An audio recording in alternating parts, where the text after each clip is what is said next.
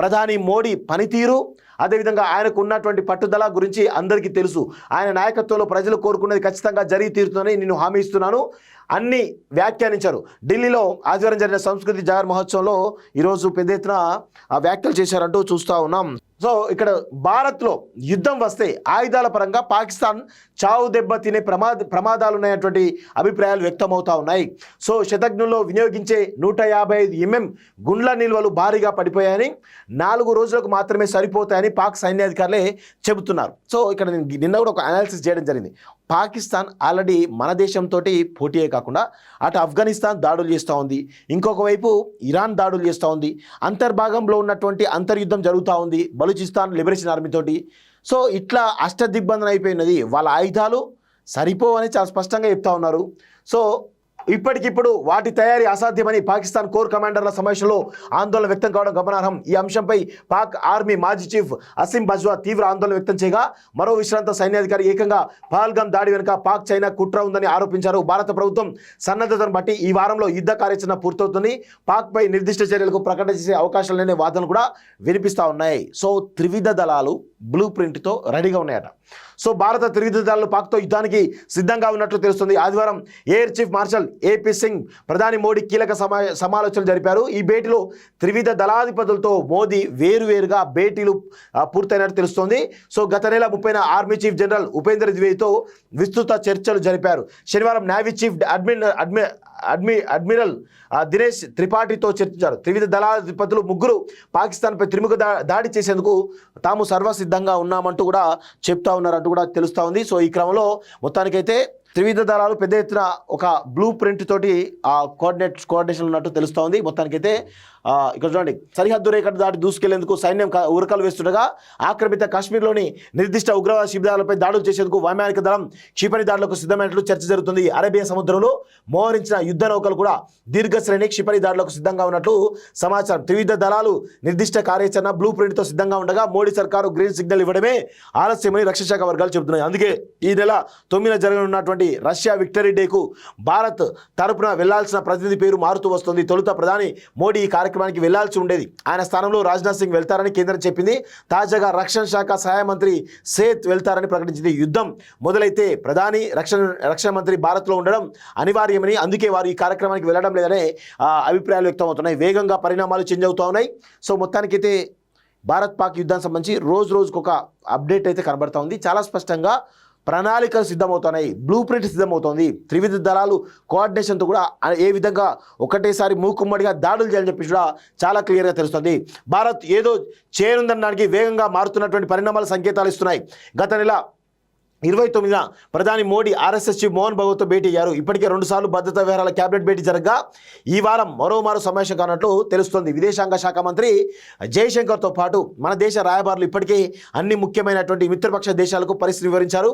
దాదాపు అన్ని దేశాలు పెద్ద ఎత్తున మద్దతు ప్రకటించారని విదేశాంగ శాఖ ప్రతినిధి జైస్వాల్ ప్రకటించారు. మరోవైపు ఇప్పటికే పాకిస్తాన్ తన మిత్ర దేశాలతో సంప్రదింపులు జరుపుతోంది. ముఖ్యంగా ఆర్గనైజేషన్ ఆఫ్ ఇస్లామిక్ కోఆపరేషన్తో భారత్పై ఒత్తిడి తీసుకొచ్చే ప్రయత్నం చేస్తుంది. ఐక్యరాజ్య సమితి భద్రతా మండలి భారత్ చర్యలపై సింధు జలాల ఒప్పంద నిలిపేత సరిహద్దు వెంబడి ఉద్రిక్తత సోమవారం ఫిర్యాదు చేయనున్నట్లు సమాచారం. సో మీరు ఎంత ఫిర్యాదు చేసినా మరి ఉగ్రవాదాన్ని పెంచి పోషిస్తున్నారు కాబట్టి దాన్ని కన్సిడర్లోకి తీసుకోరని చెప్పేసి కూడా తెలుస్తూ ఉంది.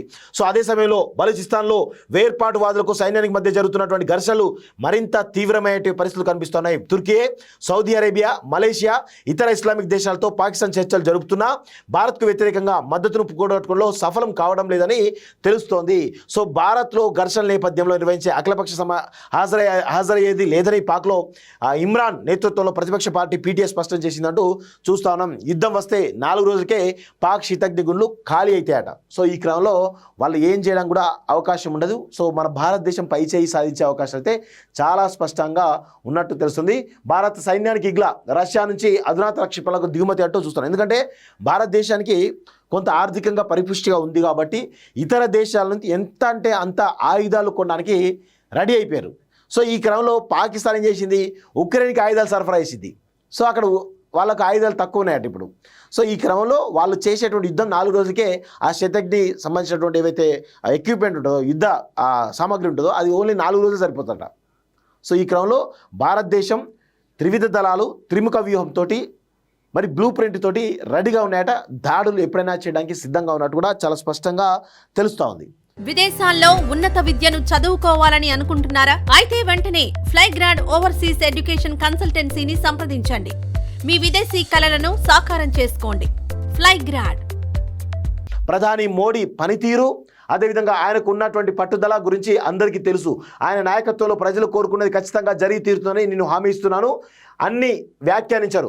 ఢిల్లీలో ఆదివారం జరిగిన సంస్కృతి జాగర్ మహోత్సవంలో ఈరోజు పెద్ద ఎత్తున వ్యాఖ్యలు చేశారంటూ చూస్తూ ఉన్నాం. సో ఇక్కడ భారత్లో యుద్ధం వస్తే ఆయుధాల పరంగా పాకిస్తాన్ చావు దెబ్బ తినే ప్రమాదాలు ఉన్నాయటువంటి అభిప్రాయాలు వ్యక్తమవుతా ఉన్నాయి. సో శతఘ్నుల్లో వినియోగించే 155 mm గుండ్ల నిల్వలు భారీగా పడిపోయాయని, 4 రోజులకు మాత్రమే సరిపోతాయని పాక్ సైన్యాధికారులే చెబుతున్నారు. సో ఇక్కడ నిన్న కూడా ఒక అనాలిసిస్ చేయడం జరిగింది.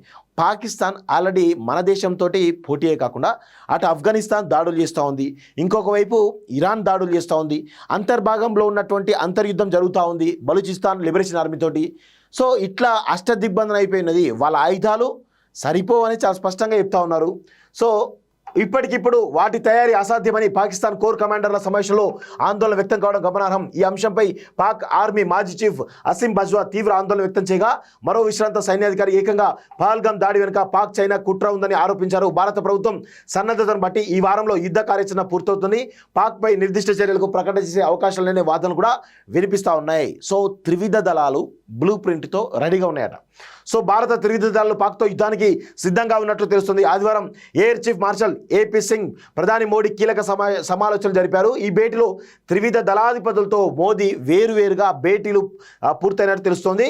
సో గత నెల 30న ఆర్మీ చీఫ్ జనరల్ ఉపేంద్ర ద్వివేదితో విస్తృత చర్చలు జరిపారు. శనివారం నేవీ చీఫ్ అడ్మిరల్ దినేష్ త్రిపాఠితో చర్చించారు. త్రివిధ దళాధిపతులు ముగ్గురు పాకిస్తాన్పై త్రిముఖ దాడి చేసేందుకు తాము సర్వసిద్ధంగా ఉన్నామంటూ కూడా చెప్తా ఉన్నారంటూ కూడా తెలుస్తూ ఉంది. సో ఈ క్రమంలో మొత్తానికైతే త్రివిధ దళాలు పెద్ద ఎత్తున ఒక బ్లూ ప్రింట్ తోటి కోఆర్డినేషన్ ఉన్నట్టు తెలుస్తూ ఉంది. మొత్తానికైతే ఇక్కడ చూడండి, సరిహద్దు రేఖ దాటి దూసుకెళ్లేందుకు సైన్యం ఉరకలు వేస్తుండగా ఆక్రమిత కాశ్మీర్లోని నిర్దిష్ట ఉగ్రవాద శిబిరాలపై దాడులు చేసేందుకు వైమానిక దళం క్షిపణి దాడులకు సిద్ధమైనట్లు చర్చ జరుగుతుంది. అరేబియా సముద్రంలో మోహరించిన యుద్ధ నౌకలు కూడా దీర్ఘశ్రేణి క్షిపణి దాడులకు సిద్ధంగా ఉన్నట్లు సమాచారం. త్రివిధ దళాలు నిర్దిష్ట కార్యాచరణ బ్లూ ప్రింట్తో సిద్ధంగా ఉండగా మోడీ సర్కారు గ్రీన్ సిగ్నల్ ఇవ్వడమే ఆలస్యమని రక్షణ శాఖ వర్గాలు చెబుతున్నాయి. అందుకే ఈ నెల 9న జరగనున్నటువంటి రష్యా విక్టరీ డేకు భారత్ తరపున వెళ్లాల్సిన ప్రతినిధి పేరు మారుతూ వస్తుంది. తొలుత ప్రధాని మోడీ ఈ కార్యక్రమానికి వెళ్లాల్సి ఉండేది. ఆయన స్థానంలో రాజ్నాథ్ సింగ్ వెళ్తారని కేంద్రం చెప్పింది.